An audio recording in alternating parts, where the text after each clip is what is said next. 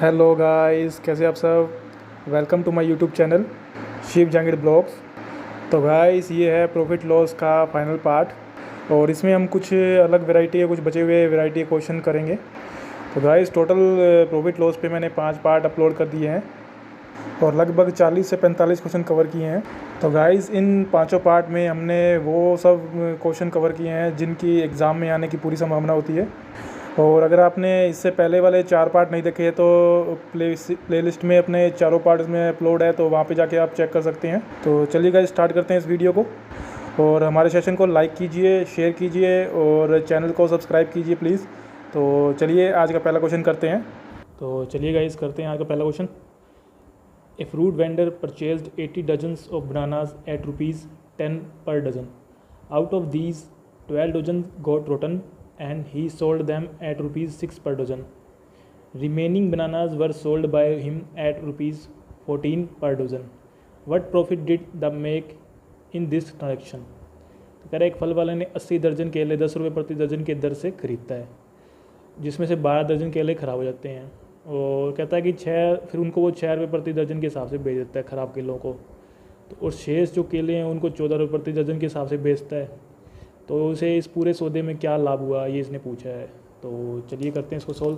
देखो, टोटल इसने 80 दर्जन केले खरीदे थे, ठीक है, और वो भी 10 रुपये के हिसाब से पर डजन। तो इसने 12 डजन को तो 6 रुपये पर डजन के हिसाब से बेचा और बचे हुए कितने हैं 68 डजन को इसने 14 रुपये के हिसाब से बेचा। तो देखो, अपने इसको टेबल वाले मेथड से करते हैं, बहुत इजीली रहेगा। तो पहले अपने इसको एक काम करते हैं कि थोड़ा छोटा कर लेते हैं, तो कोई मतलब उसमें कोई फ़र्क नहीं पड़ेगा अपने को। तो मान लो मैं इसको 4 से कट कर लेता हूँ, तो ये 17 टाइम चला जाएगा और ये 3 टाइम और ये 20। और देखो, इन दोनों का सम भी 20 आ रहा है, ठीक है ना। तो देखो, अपने टेबल वाले मेथड से करते हैं। तो मान लो 3 डजन इसने 6 रुपये के हिसाब से बेचे, लाया 10 रुपये के हिसाब से था, तो उसको 40% का लॉस हुआ ना, तो माइनस का 40 और बराबर में माइनस का 120 आ गया। अब 17 डजन बेचता है 14 रुपये के हिसाब से, 10 रुपये के हिसाब से लाया, तो इस पर भी 40% का प्रॉफिट हो रहा है, तो इस पर 40% आ गया, तो ये आ गया 680। और इसने पूछा है कि जो 20 डजन है टोटल, वो ये वाली वैल्यू पूछी है कि किस प्रॉफिट पे बेचूँ इसको मैं। तो यहाँ पे देखो गाइस, इसमें कितना आ रहा है, इसको अपने जोड़ते हैं तो ये माइनस का ही, तो इसमें घट जाएगा, इसमें ये 0 आ गया, ये 6 आ जाएगा और 6 में से 1 गया, 5 आ गया। देखो, इसको इससे कट करेंगे तो 28 टाइम चला जाएगा। तो 20 केलों को 20 केलों को 28% का लाभ होता है। 20 डजन केलों पर 28% का प्रॉफिट होता है इसको। तो ये इसका तरीका है, टेबल वाले मेथड से बहुत ही सिंपल और इजी वे में हो जाता है। तो आई होप आपको ये अच्छे से समझ में आया होगा। ओके दोस्तों, और वहाँ वैसे अगर 80 और 12 और 68 ले करोगे तो भी ईजिली हो जाएगा, बस थोड़ा सा मैंने कैलकुलेशन थोड़ा बड़ा रहता है, इसलिए मैंने इसको कट कर लिया, ठीक है। तो छोटा करके देख लिया। तो अपने को परसेंटेज निकालना, अगर रुपये वगैरह निकालना होता है तब उसको कट नहीं कर सकते थे। तो अगर रुपये आते तब भी कट कर लें, तो बाद में फिर जो रुपये आते हैं उसको जितने से कट किए उतने से मल्टीप्लाई भी करना पड़ता है। ओके दोस्तों, तो चलिए नेक्स्ट क्वेश्चन करते हैं। Ram makes 750 articles at the cost of 20 पैसा article. He fixed the selling price such that if only 600 articles are sold, he would have made profit of 40% on the outlay. However, 120 articles got spoiled and he was able to sell 630 articles at this price. Find the actual profit percent. तो कहता है राम 60 पैसे प्रति वस्तु की दर से 750 वस्तुएं बनाता है। वह वस्तु का मूल्य अंकित करता है इस प्रकार की 600 वस्तुएं बिके तो उसे 40% का लाभ हो जाता है, और जिसमें से कहता है कि 120 उसकी वस्तुएं खराब हो जाती हैं। तो कहता है कि अगर वह इस मूल्य पर 630 बची हुई 630 वस्तुओं को बेचे तो उसे कुल कितना लाभ परसेंटेज मतलब प्रॉफिट होगा। तो चले करते हैं इसको सोल्व। तो कहता है कि मतलब उसने 750 वस्तुएं बनाई थी और 60 पैसे के हिसाब से बनाई है, तो कितने की बन जाती है ये बन जाती है 450 की, ठीक है। अभी कहता है अगर 600 वस्तुओं को ही बेचे, 600 वस्तुएं कहता है अंकित मूल्य इस प्रकार अंकित कहता है कि 600 वस्तुएं बिक जाएंगी तो इसे 140% की वैल्यू मिल जाएगी इसके, मतलब 140% मिल जाएगा इसको, मतलब 40% का लाभ होता है 140% हो जाएगा। तो अब इसने क्या है कि 120 ख़राब होगी तो 630 बची पीछे, तो इस पे प्रॉफिट पूछा है इसने दोस्तों। तो देखो अपने को निकालने की जरूरत ही नहीं है, मैं यहीं पे सोल्व करके आता हूँ, आपको एक ही लाइन में सोल्व होगा, ज़्यादा कुछ करने की जरूरत नहीं है और परसेंटेज निकल के आ जाएगा अपना, देखना। तो देखो अभी एक बार इसको रफ कर लेते हैं यहाँ से। 600 वस्तुओं पे 140% वैल्यू मिलती है अपने को, ठीक है, 40% प्रॉफिट हो रहा है। तो देखो मैं अगर यहाँ पे 630 वस्तु बना लूँ तो यहाँ पे अपने को आर्टिकल मिल जाएगा ना। तो 630 कैसे बनेंगे, देखो पहले 0 से मैंने 0 कट कर दी इधर, अभी 2 से और कट कर दूँ तो ये 30 आ जाएगा और ये 7 आ गया, तो मतलब 30 आर्टिकल पे 7% का प्रॉफिट हो रहा है, ठीक है। तो सॉरी 30 आर्टिकल जो है 7% वैल्यू में 7% में मिलती है, ठीक है, वैल्यू के 7% में। तो अभी देखो 630 बनाना है तो मतलब ये इसको 21 से मल्टीप्लाई कर दूँ और इसको भी 21 से मल्टीप्लाई कर दूँ, तो ये बन गया 630 और ये बन जाता है 147%। देखो 630 वस्तुएं बेचूंगा तो 147% अपने को वैल्यू मिल जाएगी। तो लाभ कितने हो रहा है, 47% ओवरऑल। 600 वस्तुएं बेचता था तब 40% का लाभ हो रहा था, अगर 630 बेचेगा तो 47% का लाभ होगा। तो गाइस ये था सबसे बेस्ट सॉल्यूशन इसका और बहुत ही अच्छा क्वेश्चन था, बढ़िया लेवल का था। तो एक ही लाइन में सॉल्व हो गया, थोड़ा लैंग्वेज ट्रिकी है पर सॉल्यूशन काफ़ी ईजी है। ओके गाइस, चलिए नेक्स्ट क्वेश्चन करते हैं। A shopkeeper sold 12 cameras at the profit of 20% and 8 cameras profit of 10%. If he had sold all 20 cameras at 15% profit, then his profit would have been decreased by ₹36. What is the cost price of each camera? कहता दुकानदार है जो 12 कैमरों को 20% लाभ पे बेचता है और 8 कैमरों को 10% लाभ पे बेचता है। अगर वह सभी 20 कैमरों को 15% लाभ पे बेचे तो उसका जो लाभ है वो 36 रुपये कम हो जाता है, ठीक है, अगर सभी को 15% लाभ पे बेचे तो कहता प्रत्येक कैमरे का लागत मूल्य ज्ञात कीजिए। तो देखो अपने इसको टेबल वाले मेथड से करते हैं, कितना जल्दी सोल्व हो जाएगा। तो चलिए गाइस, मान लो इसके पास पहले जो कैमरे थे 12 कैमरे थे, उसको इसने 20% प्रॉफिट बेचा, तो ये टोटल 240 आ गया। तो गाइस यहाँ जितना परसेंट दे रखा हो उतना ही लिखना होता है, हालांकि अपने 120 भी लिख सकते हैं पर उससे कैलकुलेशन थोड़ी बड़ी हो जाती है, तो अपने 20 ही लेके चलते हैं, ठीक है। तो बाकी 8 कैमरे हैं उस पर 10% का प्रॉफिट हो रहा है, तो ये हो गया 80, ये परसेंटेज प्रॉफिट है। तो और ओवरऑल पे जो 20 है वो कह रहा है इसको यहाँ पे 15% का प्रॉफिट हो रहा है, इसमें दे रखा है यहाँ पे, तो 15 दूना 30, ये 300 हो गया। तो गाइस इसमें देखो अब इनका सम 300 आ रहा है या नहीं आ रहा, तो चेक करते हैं। तो यहाँ पता लगता है कि 320 आ रहा है इनका सम, 320 आ रहा है, ठीक है। एक्चुअल तो 300 दे रखा है पर इसके हिसाब से बेचे तो 320 आ रहा है, तो कितना कम आ रहा है, 20 कम आ रहा है, मतलब एक्चुअल में 20 कम आ रहा है ना, ठीक है ना। तो 20% ही हो गया एक तरह से वो, मतलब यहाँ पे परसेंटेज निकल रहा है पूरा, तो एक तरह से 20% कम मिल रहा है इसको। तो इसी की वैल्यू 36 दे रखी है, तो 36 लाभ कम हो जाता है। तो 20% की वैल्यू 36 है तो 100% निकाल लेते हैं, क्योंकि क्रय मूल्य तो 100% ही होता अपने आप में। विक्रय मूल्य पूछा था तो 120 लिख देते हैं यहाँ पे। अब यहाँ पे 100% लिखेंगे क्योंकि इसने लागत मूल्य पूछा है, तो देखो 5 टाइम चला जाएगा ये, और ये 36 5 जा 180 होता है, तो 180 रुपीज़ इसका आंसर हो जाएगा एक कैमरे की लागत मूल्य। तो आई होप आपको अच्छे से समझ में आएगा। तो ठीक है दोस्तों, तो नेक्स्ट क्वेश्चन देखते हैं। A company offers 20% discount and earns profit of 25%. Further it increase production cost by 10% and issues new price list which is 25% more than the previous one. If company offers same discount as earlier then what will be its profit percent at increase production cost. कहता company मतलब कोई उत्पादित वस्तुओं की सूची मूल्य जो है ना उस पर 20% का छूट देती है और उसके बाद उसे 25% का लाभ होता है। तो बाद में जो कंपनी उत्पादन लागत को 10% बढ़ा देती है। ये उत्पादन जो लागत है ना इसकी, ये एक तरह से क्रय मूल्य है इसका, और जो सूची मूल्य दे रखा है वो एक तरह से इसका हो गया, इसका मार्क प्राइस हो गया, ठीक है ना। तो कहता है नया सूची मूल्य जारी करता है, ठीक है ना, 10% बढ़ाने के बाद क्रय मूल्य को, और पूर्व सूची मूल्य वो जो है ना पूर्व मार्क प्राइस से 25% अधिक होता है। तो कहता है कंपनी को ऊपर, और कंपनी अभी 20% का छूट दे रही है। तो कह रहा है कि इसमें परसेंटेज में प्रॉफिट में कितना % इंक्रीज़ हुआ वो अपने को बताना है, ठीक है। तो देखो मान लो 100 रुपये था, ठीक है ना, उत्पादन लागत बोल दो चाहिए, CP बोल दो चाहिए, और 125 में ये बेच रहा है, ESP मान लो चाहिए इसकी, और डिस्काउंट के बाद बेच रहा है 125, मतलब तो मार्क प्राइस क्या होगा तो वो अपने को निकालना आता ही है, ठीक है। तो 180 जो 125 जो है वो कितने % की वैल्यू है, 80% की। तो यहाँ से मार्क प्राइस निकल जाएगा ईजिली।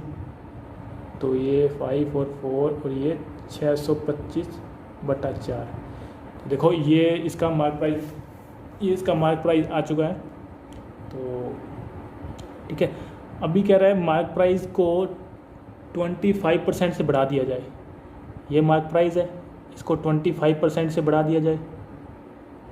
तो ये लो दोस्तों 25 मतलब 5/4 करना पड़ेगा अपने को। इसको मैं सीधा फैक्टर लेके कर रहा हूँ इसको, तो 5/4 करना पड़ेगा, ठीक है दोस्तों। तो ये नया सूची मूल्य आ गया इसका, ठीक है ना। तो नया मार्क प्राइस आ गया इसका।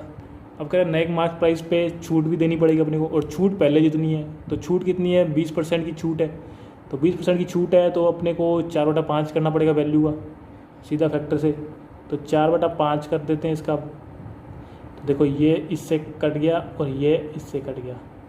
तो अब जो सेलिंग प्राइस आ रहा है ना, वो है 625/4। पहले सेलिंग प्राइस 125 था, अब 625 आ गया, ठीक है। और कह रहा है अब CP भी बदल चुकी है, CP भी 10% बढ़ा दी तो 110 हो गई CP भी। तो इसने प्रॉफिट परसेंट पूछा, कितना प्रॉफिट परसेंट हो रहा है, ठीक है। तो या तो इसमें से घटा लो, ठीक है, CP SP में से CP घटा लो और CP भी निकाल लो, या सीधा नीचे CP रखो इसके। मान लो मैंने सीधा नीचे CP रख दी इसके, और यहाँ पे 100% निकाल लेते हैं। यहाँ पे कितना निकलेगा देखो, ये 1 टाइम चला जाएगा, और अगर इसको 4 से,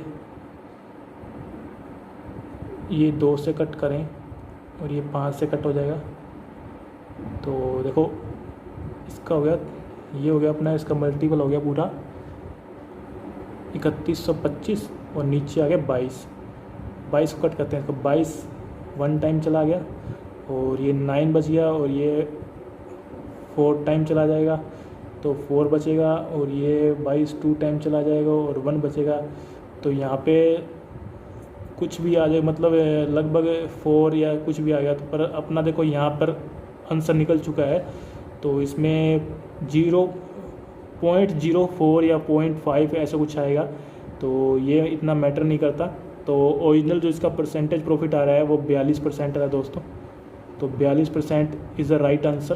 तो देखो आई होप आपको अच्छे समझ में आएगा। थोड़ा सा कन्फ्यूजिंग लैंग्वेज है, पर मैंने तरीके से करके दिखाया आपको कि कौन सा CP है, कौन सा SP और कौन सा मार्क प्राइस है, ठीक है ना। तो ये मार्क प्राइस आया था पहले वाला, ठीक है, और बाद वाला मार्क प्राइस ये था, इसको बढ़ाया था, फिर इस पर डिस्काउंट किया तो नया SP निकल के आया, बस उसके बाद सॉल्व कर दिया। तो कुछ नहीं दोस्तों, सिंपल सा क्वेश्चन था, बस थोड़ा सा कन्फ्यूजिंग था। चलिए दोस्तों अगला क्वेश्चन करते हैं, और ये काफ़ी अच्छा क्वेश्चन है, थोड़ा सा कन्फ्यूजिंग क्वेश्चन है, बेहतरीन क्वेश्चन है, देखते हैं। A shopkeeper buys an article on discount of 20% on MP, मतलब मार्क प्राइस पे।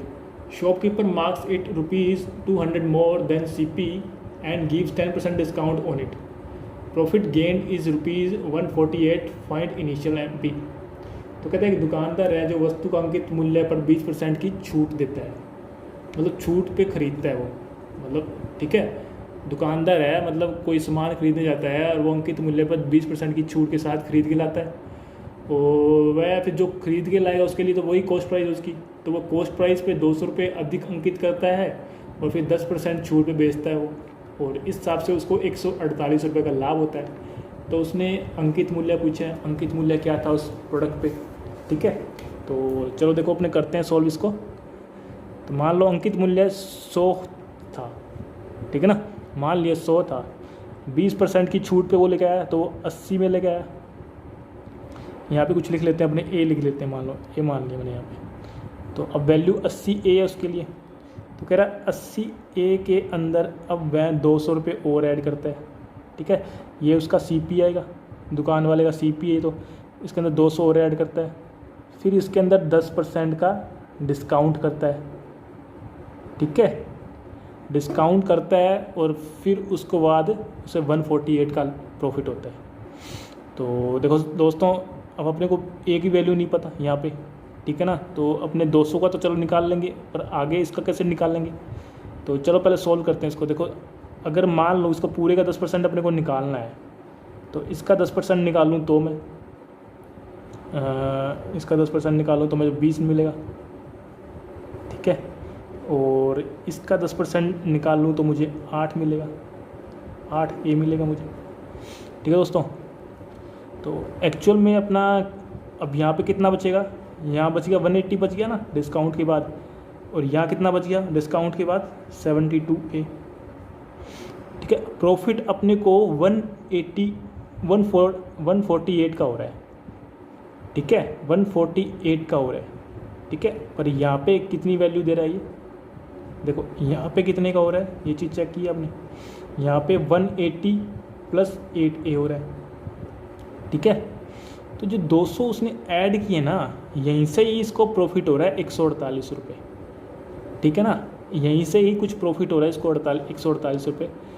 तो 148 से 180 कितना ज़्यादा है, 32 ज़्यादा है, 32 ज़्यादा है, इसलिए जो 32 जो है ना यहीं से निकाला है अपने ने, मतलब ये 32 जो है 80 में से निकल के आया है, या इस 32 को इसके अंदर दे दें, इसको मतलब 72 के अंदर जोड़ दें तो 80 बन जाएगा। ये समझ में आई दोस्तों बात आपने। अगर ये 32 मैं इस 72 के अंदर दे दूँ तो जोड़ दूँ तो 80 आ जाएगा, 80 ए आ जाएगा। तो कहने का मतलब ये है कि जो 8 ए है ना, ये 32 की वैल्यू है, तो 32 की वैल्यू 8 ए जो है 32 की वैल्यू है, तो अपने को अंकित मूल्य निकालना, ये 100 है। देखो 8 चौक 32 और ये 400 आ गया, तो ये इसका MP आ गया, ठीक है दोस्तों। देखो थोड़ा सा कन्फ्यूजिंग क्वेश्चन है, समझने की कोशिश करना है इसको, नहीं तो आप अपने इस तरीके से भी कर सकते हैं। देखो एक मिनट मैं आपको दिखाता हूँ, इसको इस तरीके से भी कर सकते हैं। मान लो अगर इस पर डिस्काउंट नहीं देते अपने, तो मान लो अपने डिस्काउंट दिया ही नहीं डिस्काउंट, तो लाभ कितने का होता है उसे, तो ये 20 रुपये जो डिस्काउंट हुआ था ये और निकल जाता है इसमें से, तो ये 148 में और ऐड हो जाता 20 और, तो 168 हो जाता, 168 हो जाता ना। और जो यहाँ पे अपना डिस्काउंट जो नहीं दिया था, ठीक है ना, तो यहाँ पे आया कितना था डिस्काउंट अपना, 8 ए आया था ना। अगर ये भी ना देते अपने, ठीक है ना, तो अपने को लाभ कितने का होता, पूरा 200 का होता। अगर ये भी ना देते अपने तो पूरा 200 का लाभ होता ना, क्योंकि 200 ऐड किए 200 अपने को लाभ मिल जाता। तो कितना कम है 200 में से, ये देखो 32 कम है, तो 8 की वैल्यू ही यहाँ पे ये सेम निकल गई है। तो आई होप आपको ये अब अच्छे से समझ में आएगा। काफ़ी अच्छा क्वेश्चन है, थोड़ा सा ट्रिकी है, तो आप एक बार 2 बार देखेंगे इसको तो समझ में आएगा। ओके दोस्तों, तो चलिए करते हैं next question. A shopkeeper marks his goods at 39% more than CP। तो कहता है इसके बाद 1/3 stocks is sold at 15% discount, 1/4 on 20% discount and remaining at 24% discount. तो कह रहा है कि फाइंड ओवर ऑल प्रॉफिट्स, मतलब ओवरऑल उसने प्रॉफिट पूछा है कितना होगा। तो देखो अपने इसको टेबल वाले मेथड से करते हैं, कितना इजीली होगा और कितना जल्दी हो जाएगा। तो दोस्तों ये वाला मेथड आप याद रखो, बहुत से क्वेश्चन में लगता है ये वाला। तो इसने कहा है कि जो 1/3 है उसको 15% डिस्काउंट भी बेचता है वो। थोड़ा सा आपको हिंदी में बता दूँ ये क्या कहना चाहता है कि व्यापारी अपनी वस्तुओं पर विक्रय वस्तुओं पर विक्रय मूल्य क्रय मूल्य से 39% अधिक अंकित करता है, और वह फिर वस्तुओं पे 1/3 वस्तुएं उन पे 15% का डिस्काउंट देता है, ठीक है, और 1/4 वस्तुओं पे 20% का डिस्काउंट देता है, और बची हुई पे वो 24% का डिस्काउंट देता है। तो डिस्काउंट देने के बाद इसने ओवरऑल लाभ पूछा है कि ओवरऑल लाभ कितना होता है, तो इसने टोटल कितना परसेंट बढ़ाया इसने, 100 से 139 कर दिया इसने, ठीक है ना। तो देखो अपने फैक्टर में करते हैं, फैक्टर में दे रखा है तो 1/3 को वो 15% डिस्काउंट पे देता है, 1/4 को इसको वो आई थिंक 20% पे देता है, ठीक है, और रिमेनिंग बचा हुआ। तो गाइस पहले भी अपने क्वेश्चन ऐसा क्वेश्चन किया था जिसमें 1/3 1/4 दिया होता है और बचा हुआ पार्ट पूछा था, तो बचा हुआ पार्ट आपको पता है 5/12 होता है, ठीक है दोस्तों। तो ये दिया 24 पे। अभी देखो नीचे 12 है तो इधर भी नीचे 12 बना लेते हैं, तो इधर ही 12 बनाएंगे, इंटू कर लेते हैं 12 से। तो ये दोस्तों 12 से नहीं, यहाँ पे 4 से हो जाएगा और यहाँ पे 3 से हो जाएगा, तो ऊपर 3 आ जाए, यहाँ पे 4 आ गया, ठीक है ना। तो देखो अपने पास फैक्टर आ चुके हैं। 4 पार्ट को 15% डिस्काउंट बेचते हैं, 3 पार्ट को 20% डिस्काउंट पे और 5 पार्ट को 24% डिस्काउंट पे। टोटल 12 पार्ट हो गए, नीचे 12 पार्ट ही है, ठीक है। तो देखो 4 पार्ट को 15% डिस्काउंट बेचेंगे तो 15 चौके 60, और 3 पार्ट को भी 20% डिस्काउंट बेचेंगे तो ये भी 60 आ गया। बचा वो 5 पार्ट है, इसको 24% बेचते हैं तो ये 120 आ जाता है, ठीक है दोस्तों। और ओवरऑल 12 पार्ट है जो कितने का हो गया, 240 का हो गया, ठीक है ना, डिस्काउंट में। तो यहाँ पे कितना आ गया अपने पास, देखो दोस्तों अब अपने को ओवरऑल में कितना डिस्काउंट करना है, ठीक है ना, यही चीज़ अपने को चेक करनी है कि ओवरऑल में अपने को कितने डिस्काउंट करना है। तो ये चीज़ चेक करने के लिए क्या करना पड़ेगा अपने को, तो अब देखो यहाँ पे ओवरऑल कितना निकल के आया है, 20%, ठीक है ना। पूरे पे मुझे 20% का डिस्काउंट, अगर पूरे पे 20% का डिस्काउंट देना पड़ेगा ओवरऑल पे, तो ओवरऑल पे 20% डिस्काउंट देना पड़ेगा अपने को। तो इसने वैल्यू कितनी अंकित की है, 139, और अगर इस पर मैं 20% का डिस्काउंट दे दूँ तो या तो इसका 80% निकाल लो या 20% निकाल के इसमें से घटा दो तो पता चल जाएगा अपने को। चलो अपने इसका सीधा ही 80% निकाल लेते हैं, तो 4/5 निकाल लेते हैं इसका। देखो इसका 4/5 निकालेंगे तो इसको पहले 4 से मल्टीप्लाई करो, फिर 5 से डिवाइड करो। तो दोस्तों थोड़ी वैल्यू है टेढ़ी, पर आपको करना ही पड़ेगा, क्या कर सकते हैं। तो देखो हो जाएगा 13 चौके 52, थोड़ा सा बस अपना कैलकुलेशन फास्ट रखिए, और 9 चौक 36। तो आगे ये यहाँ पे देखो 6 5 और 5, इसको 5 से डिवाइड करते हैं, 1 1 और 1 और यहाँ पे पॉइंट लगा के 2। देखो प्रॉफिट कितना हो रहा है, 11.2% का। तो आई होप दोस्तों आपको समझ में आया होगा। टेबल वाला मेथड काफ़ी इजी है, फिर से आपको बता रहा हूँ मैं।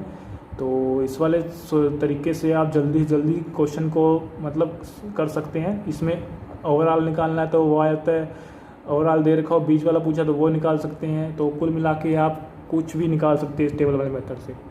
तो आई होप दोस्तों आपको सॉल्यूशन काफ़ी अच्छे लगे होंगे।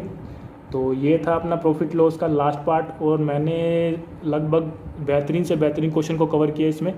तो और लगभग सभी क्वेश्चन को मैंने इसमें कवर कर लिया है, और सेशन काफ़ी अच्छा लगा हो आपको। तो गाइज़ अगर सेशन अच्छा लगा है तो प्लीज़ वीडियो को लाइक कीजिए और हमारे चैनल को सब्सक्राइब कीजिए। तो मिलते हैं एक नए चैप्टर के साथ अगले पार्ट में, अगले सेशन में। तब तक के लिए दोस्तों अलविदा लेता हूँ। Thanks for watching. ओके।